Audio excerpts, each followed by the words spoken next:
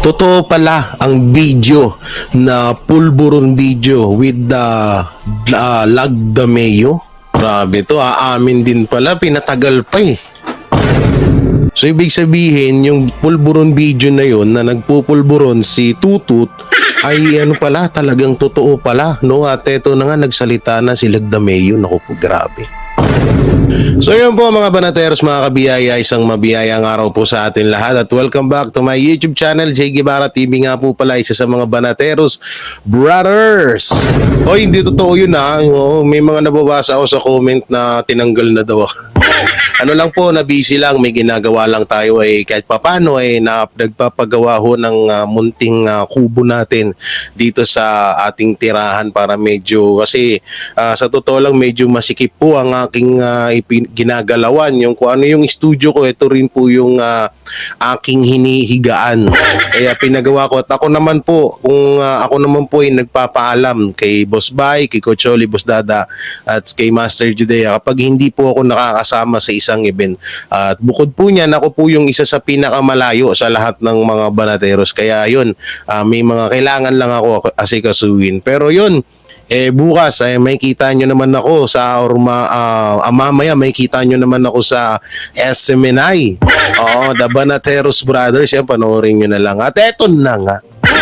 Pag-usapan nga natin to, grabe, no? Oo. Nung nakaraan po ay talagang umugong ang mga bali-balita at na bigla hong lumabas itong video na about ho sa pulburon video.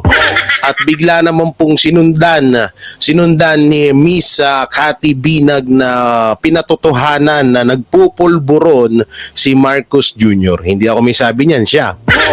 At ayun nga, at isa nga daw sa mga kasama doon ay si Lagdameo, nako po, na dating kinakasama nito ni Cathy Binag. So eto na nga, bistado na nga. Eto, no? Binulgar ni Gob Ali Mangungunda Dato. Naku, grabe to. Hindi, alam nyo, nawindang din tayo dito ha. Oo, yung mga dating mga ibang mga tao na nagsasabing about sa addict daw si Marcos. So medyo alam na naman natin yun. Eto dito talaga tayo nawindang kay Cathy Binag, no? Nung kay Cathy Binag, nung lumabas si Cathy Binag, ay talagang maniniwala tayo na talagang totoo ang kanyang sinasabi at hindi hindi ito ay hindi fake news. Dahil talagang may kita naman natin sa isang tao pag nagsasalita ng katotohanan or hindi. So, yun nga, talagang maraming nagulantang nung inilabas ni Maharlika yung mapatungkol dun sa pulburon video na yun. Pero yun, sinasabi ko nga, ako ay hindi ko sinasabing totoo yun at hindi ko rin sinasabing yun ay peke, no? Pero yung sinasabi ni Cathy Binag, nararamdaman ko ho na totoo talaga yun. Dahil si Cathy Binag isa yan sa mga naging kasamahan ng mga Marcos at eto nga si Lagdameo, no? Eto nga talagang pinagpiestahan at talagang nag-viral at kaagad naman nung lumabas naman kaagad yung pulburon video na to, talagang nangwindang ang mga buhaya. Na lalong-lalo na si Abalus na naglabas agad ng kanilang ebidensya na hindi daw si Marcos yung nasa video. Samantalang ngayon na lumabas si Cathy Binag na nakakasama nila mismo ay wala silang mapahanggang ngayon ay wala silang sagot sa mga ibinulgar ni Miss Cathy Binag. So eto nga may nakita akong video. Matapos mabuking ang plano sa Mindanao, Lagdameo pinababa na sa pwesto. Ano ba to? Dahil ba to sa pulburon video? Mukhang mukhang nagkakalaglagan na sila. Kasi kilalang kilala naman natin na si Lagdameo ay isa to sa mga clues sa mga close friend ni Marcos ng mga bangagers. Alam naman natin yan, no? At tawag dito, magtataka ho tayo na bakit biglang pinababa sa pwesto. Hindi kaya parang magsasalita na kaya si Lagdameo mapatungkol sa kanyang mga nalalaman, mapatungkol kay Marcos Jr.? Abangan natin yan. May naamoy ako dito. Oo, maano pa naman yung pang-amoy ko, matalas.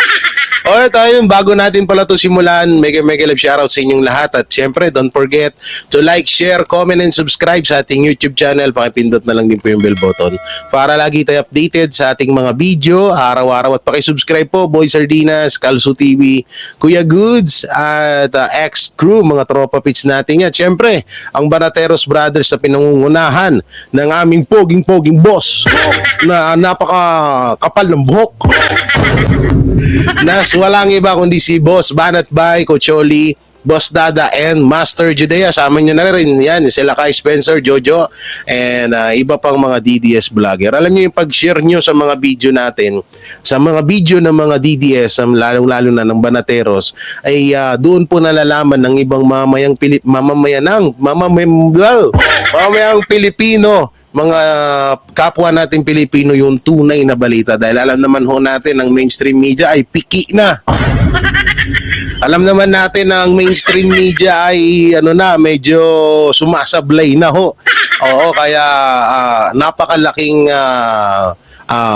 naidudulot na naibabalitang totoo ng mga vlogger, lalong-lalo na hindi sa tanso vlogger, ha. Alam nyo naman yun, lahat yung ka-fake newsan. Pero dito sa DDS vlogger ay talagang hindi rin lahat.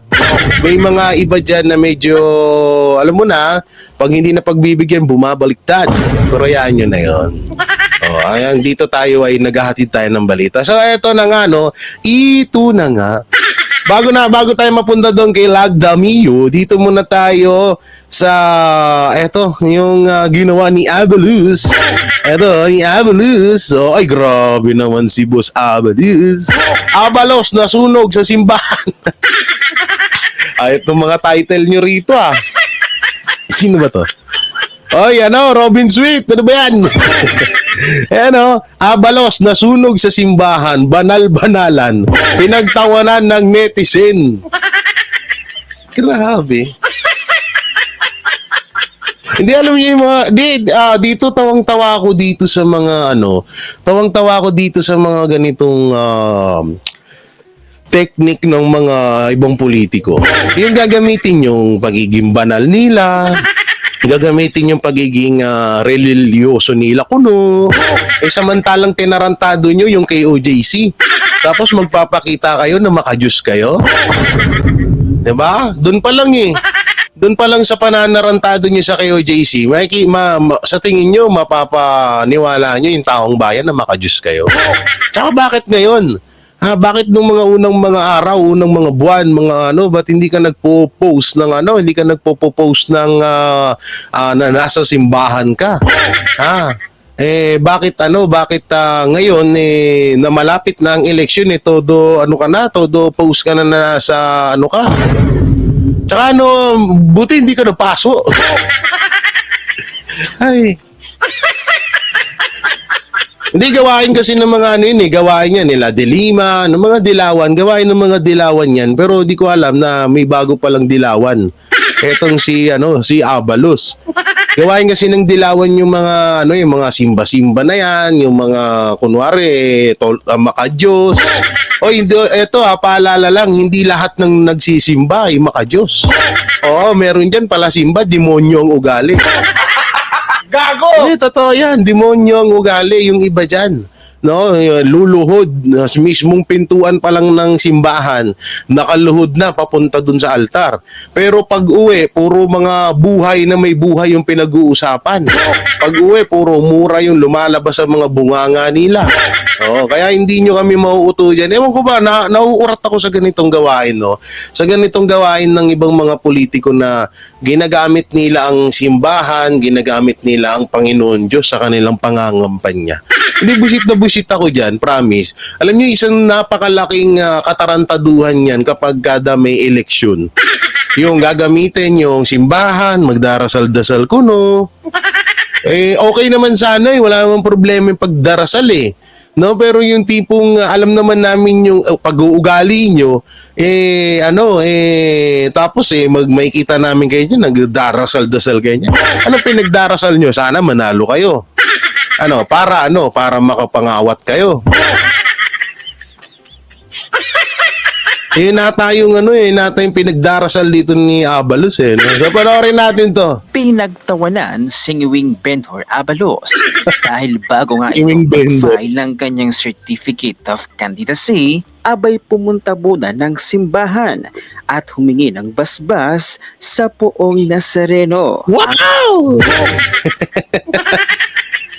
Ano kaya pinagdarasal dun ni Abalos, no? Sana po manalo ako para marami akong makuhang mga pira sa kaban ng bayan. Sana po ipanalo niyo po ako at sana po wag niyo po ako sunugin dito. Hindi ko pinagtatawanan yung simbahan. Nagsisimba din ako dyan Pero nakakatawa ho dito na hindi ka naman makadiyos at hindi mo naman kinikilala ang Diyos tapos pasimba-simba ka ngayon. Para sabihin. Hindi kasi, alam nyo ito yung mahirap na, kaya nga maraming haters Maraming hate, hindi naman totaling marami. May mga haters si PRRD dahil talagang nung nangangampanya siya bilang or tumatakbo siya bilang presidente ng Pilipinas. Alam naman natin si PRRD ay may mga nasabi noon na medyo hindi ikinatuwa ng mga maikitid ng utak. At minumura nga daw ni PRRD ang Panginoon Diyos. So, alam nyo tayo dito, kanya-kanya tayo ng paniniwala Ni minsan, kahit sinong tao, wala pang namatay na bumalik. No? Na bumalik para ikwento kung ano yung totoong nangyari. Meron gumagawa ng ganyan pero hindi naman talaga totoong namatay. Pero ang masasabi ko lang ho sa inyo ay lahat ho tayo hindi natin alam. Hindi natin alam kung ano ang totoo at hindi. At hindi natin alam kung ano yung tamang relihiyon. Kahit ako ay pero lahat ng relihiyon ay karapat dapat ho nating irespeto yan. Pero dito, nakakabwisit lang na ginagawang kababuyan ng ibang mga politiko yung mga relihiyon. Na kapag may sila na tumakbo or tatakbo sila bilang senador or kung ano yung tinatakbo nila may mga pa-picture taking pa sa sa simbahan. Samantalang dati wala naman kami nakikitang ganyan sa inyo. Diba? Di okay naman yun na magsimba siya. Kahit papaano siguro baka gusto niyang mabawasan yung kasalanan niya.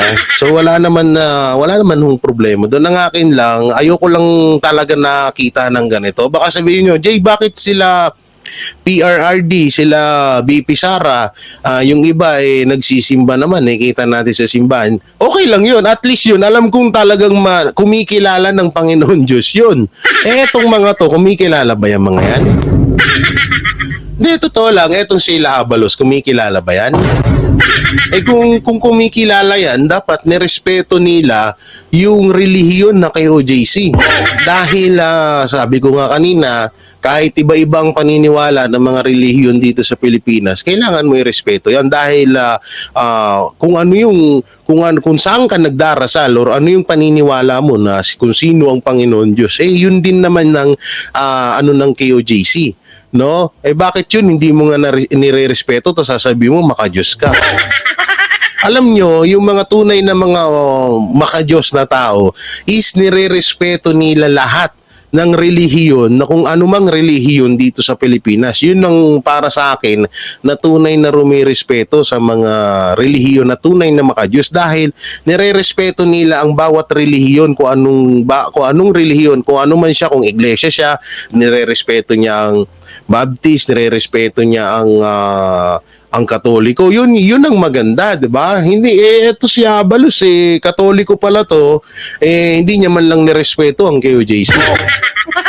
Kaya napakalabo ho nitong mga ano na to, mga ganitong gawain. Tsaka dito kasi kadalasan minsan dito nakukuha yung kiliti lalo na ng mga matatanda. Dito to yan, hindi excuse po diyan sa mga mahal nating mga senior citizen pero yung iba ho kasing mga Pilipino, lalo na yung mga may edad na ho, dito nila pinag-aanuhan yung kanilang boto. Na kung nga rin maka-Diyos. Marami na akong gumawa nitong mga politiko, puro Diyos ang nasa bibig pero nung nakaupo na, demonyo na. Gago! Hindi, totoo naman eh.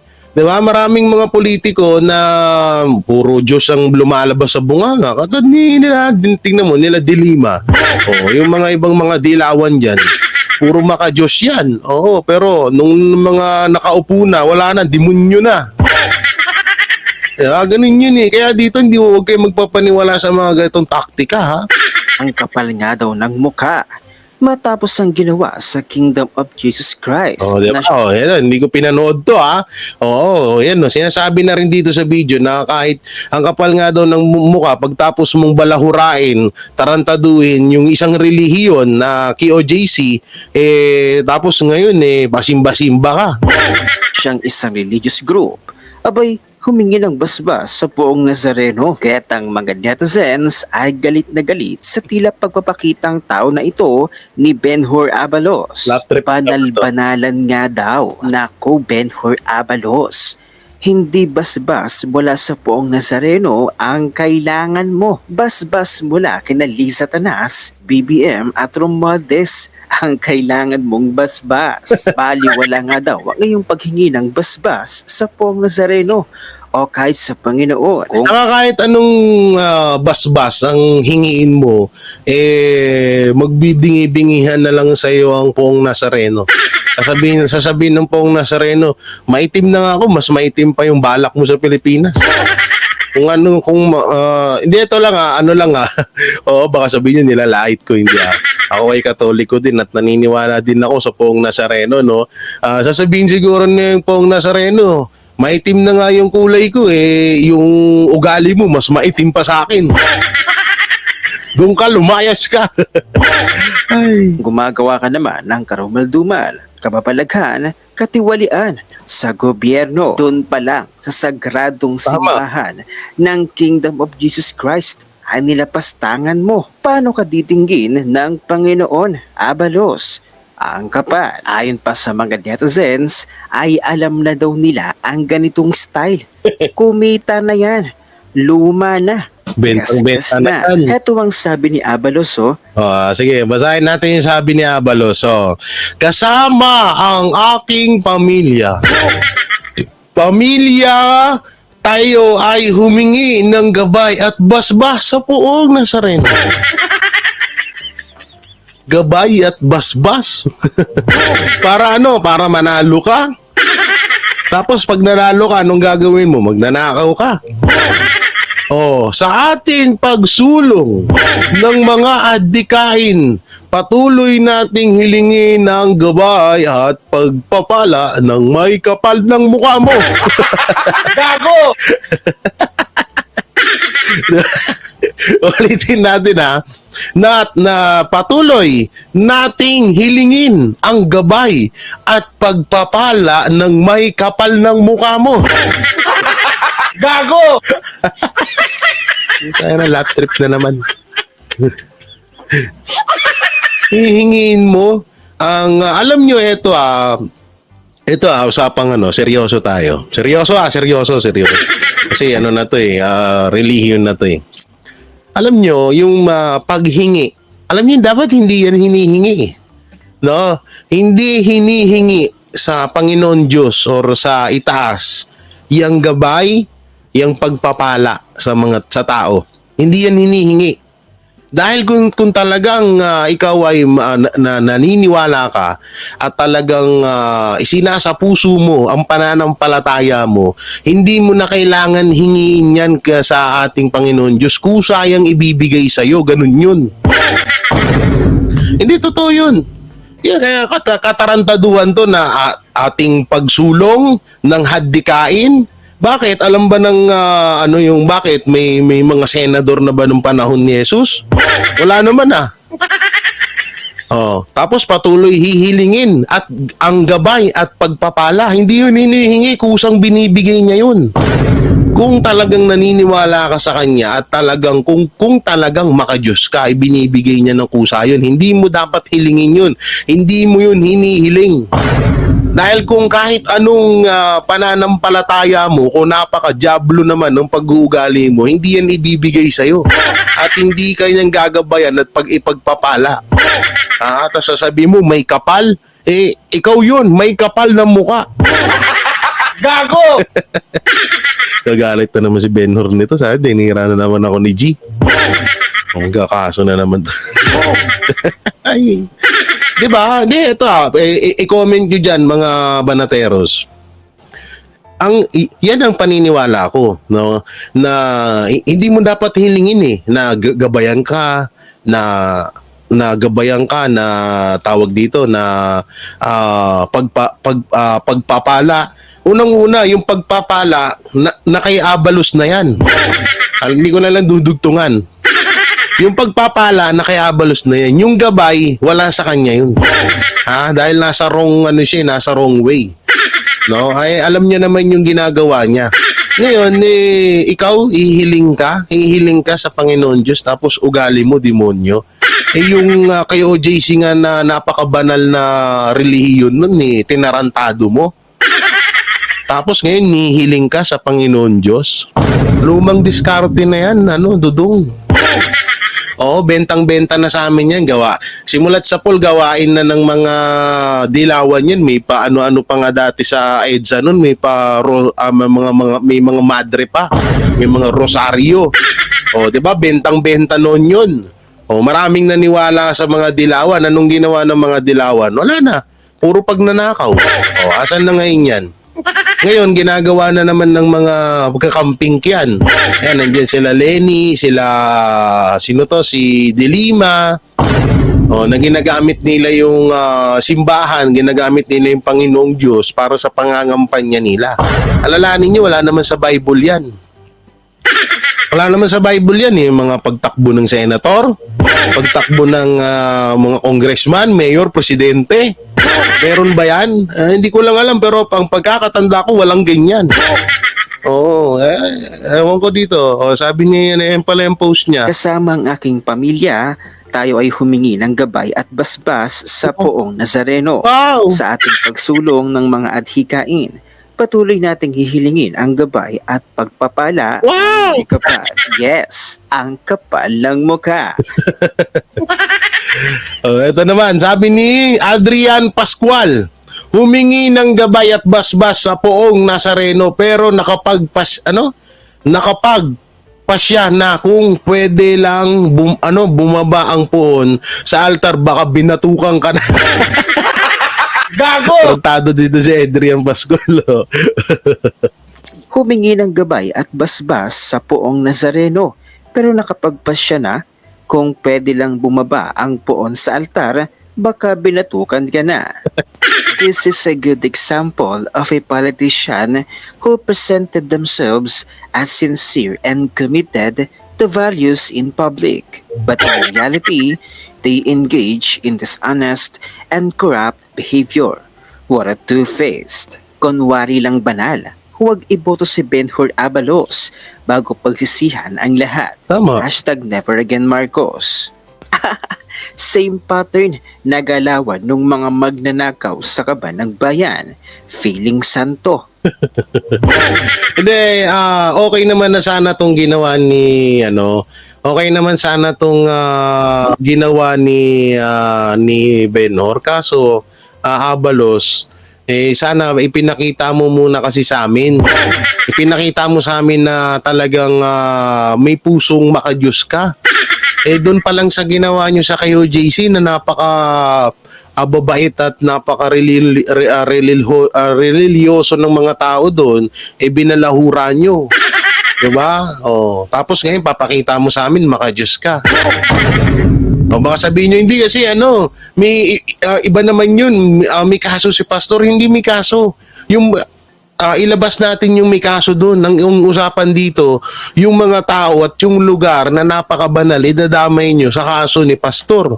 Doon pa lang hindi na namin kayo nakitaan ng respeto, tapos ngayon magaganyan ka. Sira ulo ka ba? Kupal ka ba? Gago! Ay, naku po. Eto, panoorin natin. Matapos mabuking. Naku po. Title pala, nakakatakot na yun. Matapos mabuking ang plano sa Mindanao, Lagdameo, pinababa na sa pwesto. Naku po, nakakatakot to. Mukhang siguro Sige po, pero panoorin muna natin bago tayo mag-komento. Matapos takutin ng Special Assistant to the President na si Anton Lagdameo ang mga mayor ng Bangsamoro Autonomous Region in Muslim Mindanao o BARM nang hindi lamang nila sundin ang di mo'y ipinag-uutos ni Lagdameo at tila galing raw ito sa Malacanang. Governor Datu Pax Ali Mahunda Datu, pinagbibitiw na ang asawa ni Don Zuleta dahil sa di mo'y pagiging demonyo raw nito. Naku. Ito ang trending video online ngayon kung saan hindi nakapagpigil ang gobernador ng Bangsamoro na si Governor Datu Pax Ali Mahunda Datu nang isiwalat nito ang tunay na ugali ng Special Assistant to the President na si Anton Lagdameo. Sa kanyang live video, pinatunayan ni Governor Datu na ang lahat ng di umano'y pangongontrol at power tripping ni Lagdameo ay nakakabahala na, lalo tila pinipilit nitong saklawan ang desisyon ng mga mayor sa Bangsamoro para raw tila sundin ang mga di umano'y utos raw ng palasyo. Tangina, hindi ko ba, partida, hindi pa siya mataas, hindi pa siya, paano pag naging presidente na to? Hindi, dito naman kay Lagdameo kasi nga alam naman natin na utusan to ni Bangag. Alam naman natin na utusan to ni Bangagers saka ni Ma'am Shitars. Talagang alam na natin kung ano yung mga ginagawa nito. Kaya lang niyabalos, di ba? Alam na natin, parang accept na natin yun, tanggap na natin na ay bata pala yan ni Bangag at ni Ma'am Shitars. Ay alam na kaya pala. Papaano ka lang masasama kapag sabi ka lang na kaya pala. O kasi nga alam naman natin na yung mga bataan niyang mga yan katulad nga nagiging parang bataan na nga ng Bangag administration yung mga Tulfo brothers. Alam na natin na kapag naging bata nga nila yan, alam na natin kung ano yung gagawin. Ngayon nga, 'di ba, si Erwin Tulfo parang gustong ipa-impeach si VP Sara Duterte. Ewan ko na lang kung mananalo 'yan. Maaaring manalo yan. May lakas din naman ng mga Tulfo. At unang-una, nakadikit yan sa taas. Kaya kung halimbawa man na hindi man yan iboto ng taong bayan, maipapanalo pa rin yan ng i-comment nyo na lang. Gago! Mahirap na Oo, mga casual tayo. Si Lagdameo, ano nga daw to bali-balita nga daw talaga dito siga-sigaan to. Parang gusto niyang makontrol lahat ng mga mayor dyan sa Mindanao. Mga mayors dyan, itry mo si Baste ka saka si PRRD kung kaya mo.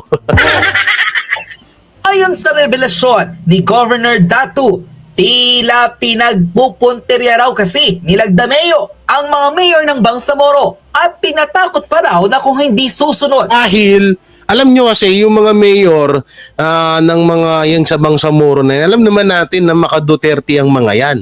Kaya ang ginagawa nila, kapag alam nila na ayaw sumunod sa pinag-uutos nila, papababain sa pwesto or bibigyan ng mga kaso o gagawan ng mga issue.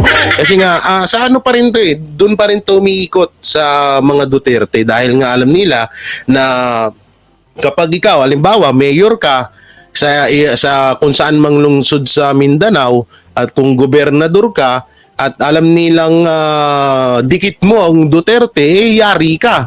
O gagaya lang nung ginagawa kay Alvarez, kay Rama, di ba? O alam nila na si Mayor Rama kadikit ng Duterte at medyo pumipitik-pitik din sa kanila. ayun, biglang ginawa ng issue, pinatanggal at ang bali-balita nga ngayon kay Mayor Rama parang hindi na tayo babalik sa pagka-mayor. Hindi ko na masyadong update doon, no. Talagang gawain na talaga to ni Lagdameo. Kagaya lang nung sinabi ni Cathy, 'di ba? Ni Cathy Binag na sunod-sunuran nga daw to kay Bangag tsaka kay Ma'am Shitars. Kaya hindi na bago talaga din yun. Sa kagustuhan ng palasyo sa darating na eleksyon, tila pa kakasuhan raw nila ang bawat alkalde sa nasabing rehiyon. Tingnan mo, papakasuhan ang bawat alkalde sa dyan sa Bangsamoro. Ay grabe naman. Hindi siguro na ang nakikita kong dahilan nito kung bakit nagkakagirian tong Bangsamoro or kung ano man yung inilalapit nito ni Lagdameo, baka nilalapit niya yung mga bataan ni Bangagers na suportahan. Ay yung ibang mayor nga naman, malay natin, ayaw talaga nila. O ba't namin susuportahan yan? Ayaw namin dyan. Kung ano yung lineup ni Duterte, yun lang yung susuportahan namin. Yung lineup nyo, ayaw namin suportahan yan. Malamang sa malamang, ganun yung nilalapit nito ni Lagdameo. Oo. Buwelta ni Governor Dato kay Lagdameo. Ano raw ba ang tinutukoy nito? At posibleng may mangyayari bang dayaan? Kaya tila pinupuwersa nila ang mga mayor sa Bangsamoro para Yun nga yung nakikita ko, tama nga ako. Baka nga lumalapit nga tong mga to na para suportahan yung mga alagad ni Tamba, mga alagad ni Bangagers, ni Nyor-Nyor.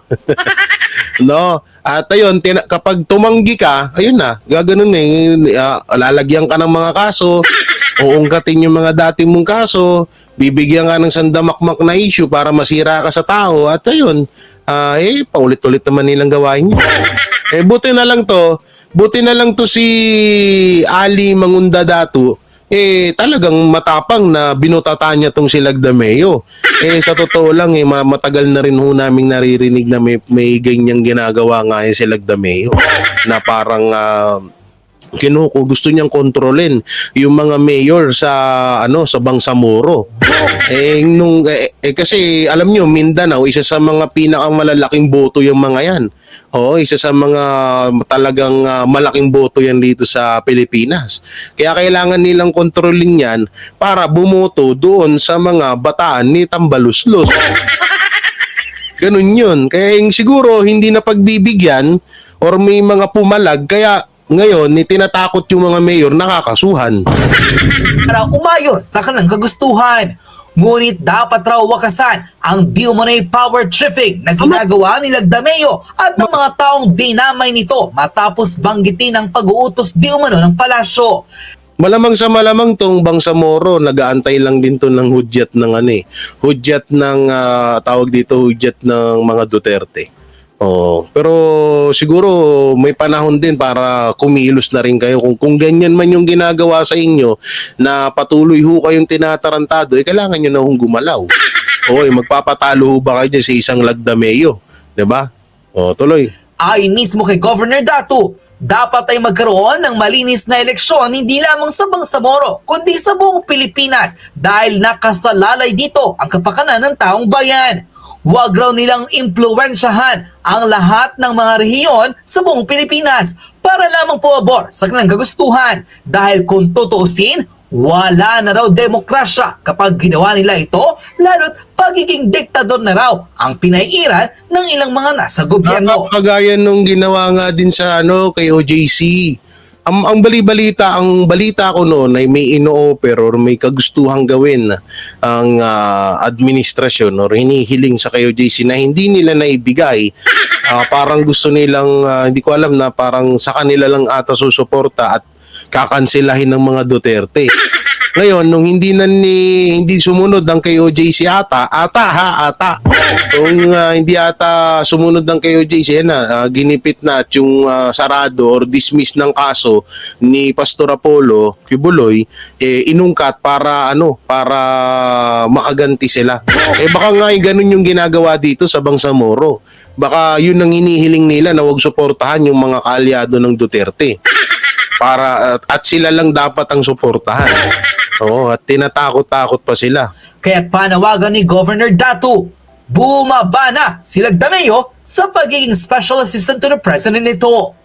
Matapos ang revelasyon ng Governor ng Bangsamoro Islamic Region, tila binalikan ng maraming netizen ang nooy naging revelasyon ng well-known whistleblower na si Kathy Binag, kung saan bukod sa di umano'y pagdudurog ng droga ng asawa ni Don Zulueta, kasama raw ito sa Voltes 5 at tila may mga hindi raw talaga magandang ginagawa ang nasabing assistant to the president, kung saan pati siya ay nadamay sa di umano'y kademonyohan raw ni Lagdameo. Utangin na, grabe talaga. Grabe talaga, no? Panoorin ang buong detalyadong balita kung saan isiniwalat ng Governor ng Bangsamoro Autonomous Region in Muslim Mindanao na si Governor Datu Pax Ali Mangunda Datu ang tila pagpa-power trip ni Lagdameo matapos takutin ang mga mayor sa Bangsamoro para sumunod di umano sa mga utos ng palasyo. Dapat raw bumaba na siya sa pwesto. Narito't panoorin ang full video. Kaya kung may problema, si Sam Anton Lagdameo, huwag niya dalhin ang kanyang problema at kanyang interest dito sa Sultan Kudarat Province. He has done a lot. Kapag ang Mindanao, sinasabi ko sa inyo, kapag ang Mindanao na ang gumalaw, no? At dinaanan nila ang Visayas at Luzon, paktay kayo dyan. Totoo yan. Kaya dapat nire-respeto nyo yan eh. Oh. Asan na yung lalaki na asan na yung mga may lalaki dati na nagsasabi na hindi daw kayang gawin sa ibang relihiyon yung ginawa sa KOJC. O ngayon, tingnan nyo, ito ginagawa na sa Bangsamoro. Ginagawa na sa ibang relihiyon. Sasabihin nyo, hindi kayang gawin ng administrasyon na gawin sa ibang relihiyon. Sabi ko nga sa inyo, kung nagawa nila yan, no, kung nagawa nila yan sa KOJC, kayang-kaya nilang gawin sa iba't ibang relihiyon. Kahit anong relihiyon pa. Iglesia, Muslim, Baptist, lahat yan. Kayang-kayang gawin nila yan. Kayang-kaya nilang yung kung ano yung ginawa nila sa KOJC, kayang-kaya nilang gawin sa ibang relihiyon yan. Ito na nga, nag-uumpisa na. Out of mess in Maguindanao and in Park. Huwag niya idamay ang Sultan Kudarat. Huwag niya idamay ang mga peace-loving constituents natin dito na ang gusto lang ay magkaroon ng Sultan Kudarat na tunay, na top-performing and competitive. Yun na naman ang gusto dito. That we showcase genuine and sincere love and services to the Philippine people. Kaya if I were Kung naituloy itong video na to, doon nyo na lang panoorin kay Showbiz, no? Pero yun nga, sinasabi ko, ito na nga, unti-unti na nga hong lumalabas na talaga ang pinaka maitim na pag-uugali ng at plano ng administrasyong bangag. Yun sinasabi ko sa inyo eh. Kayang-kayang gawin sa ibang relihiyon yan, yung ginagawa na pala unti-unti. Gusto nga nila kasi ganito nga yan eh. Paulit-ulit kong sinabi kanina pa na yung ginagawa ng administrasyon sa mga relihiyon na yan, baka gusto nangihingi ng nangihingi ng suporta. Nangihingi ng suporta. Alam naman ho natin halos halos puro mga bataan ni Romualdez at ni Marcos ang mga tumatakbo ngayon. Sino ba? Si Abalos. Bataan niyan yan. Si Tulpo. Iba pa, yung mga congressman. Sila Nograles. Iba, ang dami niyan. Ang daming mga bataan ng mga yan na tumatakbo ngayon. Kaya kailangan nila na makakuha sila ng full support sa iba't ibang relihiyon. Ngayon, ang ano lang nila, ang pangit na ginagawa nila is gigipitin nila or tatakutin nila yung mga relihiyon para sumuporta lamang sa kanila. Eto, katulad niyan, Bangsamoro. Hindi nila hindi nila magipit-gipit at alam naman din nilang lalaban yung mga yan. Ngayon, tinatakot yung mga mayor na kapag hindi sumuporta sa kanila, kakasuhan or baka bigyan ng kaso. Kaso na hindi nila alam kung saan nila ginawa. Gago! Ngayon, napagtanto nyo na yung ginawa sa KOJC ay kayang-kayang gawin din sa ibang reliyon. Yan sinasabi namin sa inyo. Paulit-ulit namin sinasabi ng mga banateros yan eh. No? So yun mga banateros, mga kabiyaya, anong may kukomento nyo sa mga napanood nyo mapatungkol dun kay Abalos sa kanyang pagsimba-simba at dito kay Lagdameo? No, grabe na talaga, no? Talagang gusto talagang kontrolin lahat ng mga relihiyon, lahat ng mga tao. Kukontrolin nila para lang manalo sila sa darating na eleksyon. Ni malamang sa malamang baka binubulungan talaga to ni Romualdez eh. Ay hindi pala ni Tamba pala. Magkaiba yun si Romualdez, si Tamba. Magkaiba yun, di ba? Takbo ka, ako bahala. Sa Mindanao, panalo ka. Sa Visayas, panalo ka, ako bahala. Lalo na sa Tacloban. Sa Luzon, ako bahala sa'yo. Pagalawin natin yung mga bataan natin doon. Oo, pag hindi sila pumayag sa gusto ko, kaso agad. Oo, halimbawa, nagkakaso sa nung 3 years old pa lang siya, uungkatin natin yun.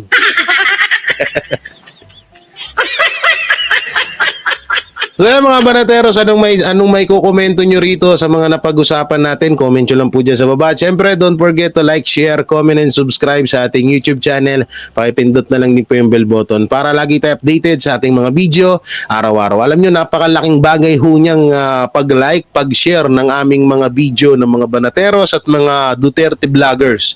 Napakalaking tulong po niyan para sa channel namin. At syempre, kung kayo naman ay medyo may oras pa, pakipindot na lang yung join button at super thanks dyan. O yan, kasi kami dito mga banateros, aming YouTube channel lamang po ang aming inaasahan at hindi kami katulad ng ibang mga vlogger dyan na mga may 1570 per month at may midnight snack pa. Gago! So yan, maraming salamat. Ingat kayo palaging. God bless and peace and bye-bye. Yan ang banateros, walang inuurungan. Pag tama palakpakan, pag mali ay babanatan.